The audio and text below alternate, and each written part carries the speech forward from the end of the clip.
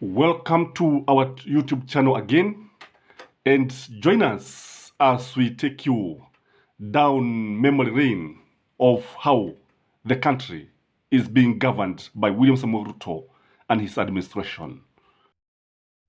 For those of you who follow the politics of this country, yesterday there were three major events. One is about Uhuru. That one we gave an analysis. And there's also the issue of the Mahaslas in Kericho, and another one about the Mahaslas as far as businesses are concerned. So to start with the second issue, yesterday, Kericho resident, Kericho Mahaslas who work in tea farms went on rampage, and this was not expected. The reason for them going on rampage, the reason for them rioting, is because the owners of the farms, who are the about the dynasty, call them dynasties because they are rich, because they own farmers, they are the owners of capital, are using machines instead of labor, instead of human labor, instead of employing labor. They have decided to use machines to harvest tea and spray and do everything, including weeding and everything, including pruning.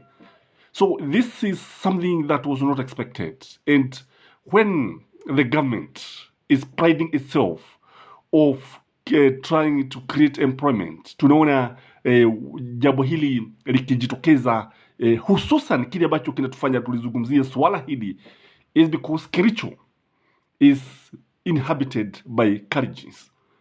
95% of the residents in Kericho are Kalenjins. And this is the tribe of William Samoei Ruto. This is the political base of William Samoei Ruto.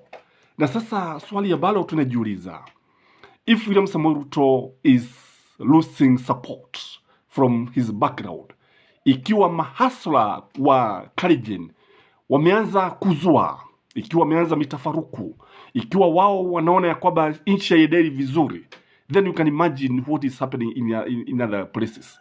Because one thing that is very clear is that William Samoei Ruto's support is winning every day. William Samoei Ruto's support, even in his background, is now in jeopardy. Kwa sababu tunaona watu wakianza kujitokeza na malalamiko mengi sana.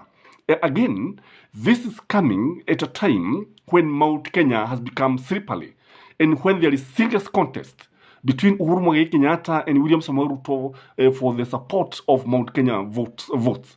And we have seen Uhuru Muigai Kenyatta coming out very, very strongly.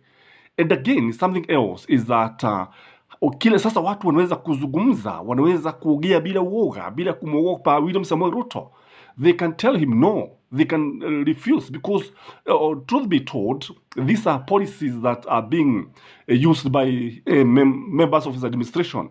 These are the policies that the government is using, because you see, the tea farms falls in the docket of Agriculture Ministry. And you say wakati ambapo watu wanaanza kujitokeza, tunasema mara nyingi ng'ombe akivujika mguu malishoni hujikokota zizini akasaidiwe. Lakini sasa tunaona ng'ombe kutoka kule sehemu za Kalenjin ameshavujika mguu. Sasa huyo ng'ombe niweza kujiuliza ataenda wapi, atasaidiwa na nani? And if the Kalenjins are actually questioning, if the Kalenjins are dissatisfied with William Samoei Ruto, then what about the other communities? Because tuliweza kuona ya kwamba just the other day tuliona baadhi ya Wakalenjin wakati mwingine wakilalamika wakisema vile ambavyo maisha yameenda juu, vile ambavyo gharama ya maisha imezidi. And this one can only tell us one thing, that whatever happens to the Mahaslas also happens to any other person. Whatever happens to UDA supporters, whatever happens to Kenya Kwanza, also happens to the people of Kericho, also happens to the people of Kisumu, also happens to the people of Mount Kenya. Everybody is affected. So this issue of tribalism is being confronted in a way that we were not expecting, because you see now, the people are saying that it doesn't matter whether you come from our tribe, it doesn't matter whether you come from our region. What you want is good services. So the fact that it is the Kalenjin who are rioting, to me, is very, very interesting. So what is going to happen is that William Samoei Ruto must be very keen when it comes to 2027, because all indications are showing that things might be very, very rough for him come 2027. 27. The second major development that took place is that the Ministry of Trade and Investment, and in collaboration with the Treasury, indicated that all businesses must be registered. The cost of registration is between Kenya shilling 50,000 and 500,000. This was a big blow to the hustler nation. This was a big blow to Kenyans, a big blow to investors, a big blow to anybody who was planning to start a business. The irony of the matter is that most of the businesses in Kenya are not worth more than 50,000. Majority of businesses, for example, most of the hawkers businesses are worth something between 1,000 and maybe 8,000, 10,000. Now, these are the people we are telling now to pay 50,000. So, what does that mean? And again, look at the irony again. The government has the hustlers funds, and the maximum majority of people can get is 1,000. Wengine wanapata 500. Majority of Kenyans are getting 500. And now, you are telling them to start a business with 500, and then they pay registration fee for 50,000, Kenya shilling 50,000. It doesn't add up. It is logical. And this one tells you that the government is desperately looking for funds. The government is desperately taxing Kenyans. The government is killing business. The government is killing Kenyans. The government is unrelenting when it comes to collecting taxes, even when it is supposed to give people time to develop. We know that at a time like this, Kenyans are confronted by serious challenges. Kenyans are having problems. Some have not even cleared school fees. Some cannot even put 3 meals on the table. Some cannot be able even to take their children to school. As we talk, there are still families that are going home, that are sleeping hungry.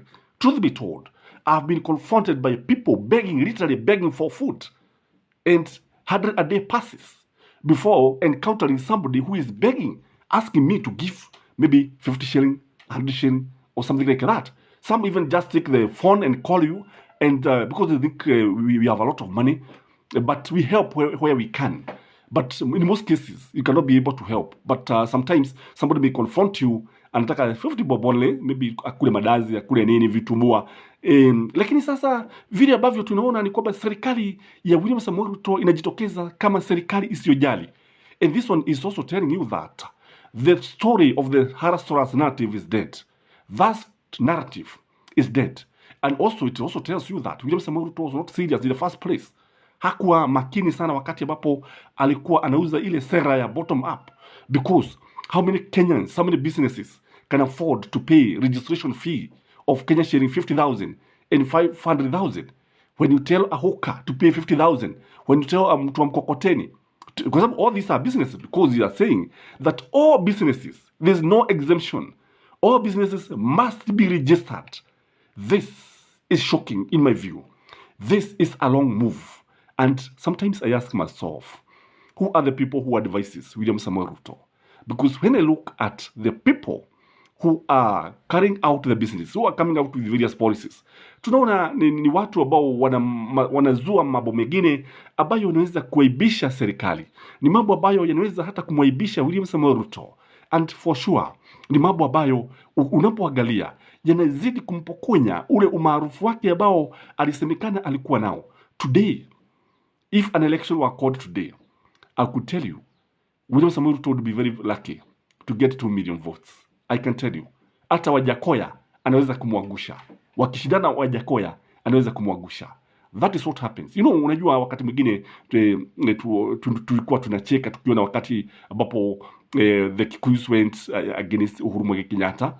But I can tell you, by the time we reach 2027, William Samoei Ruto is likely to be the most unpopular president that has ever ruled this country, kwa sababu unapoangalia utaona watu wengi hawakubaliani na vile ambavyo anaendelesha serikali yake. Ni serikali ambayo utaona kwamba although he was talking about the dynasty, sasa ukiangalia utaona kwamba he is very busy akijaribu kutukuza the dynasty yale ile nini tunaita matabaka ya tabaka la juu ndilo ambalo linazidi kuinuliwa na William Samoei Ruto, and the hustlers are crying for sure. How do you tell mtu wa mkokoteni na mtu wa bodaboda alipe shilingi 50,000?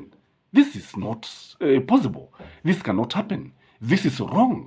It is a wrong move, and I think this country is heading in the wrong direction.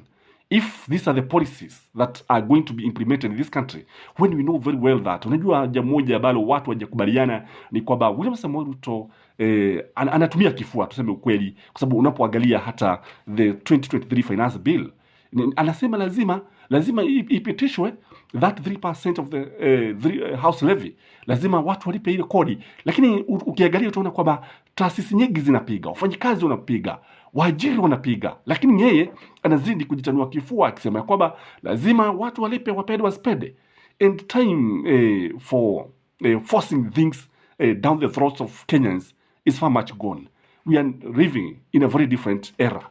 Huu si wakati ambapo watu walikuwa nasema hivi na hivi, because we even saw yesterday the court suspending that judicial commission of inquiry because Raila Amolo Odinga went to court, kwa sababu tuko na sheria na sheria lazima zifuatwe, because when we have the government must cater for Kenyans.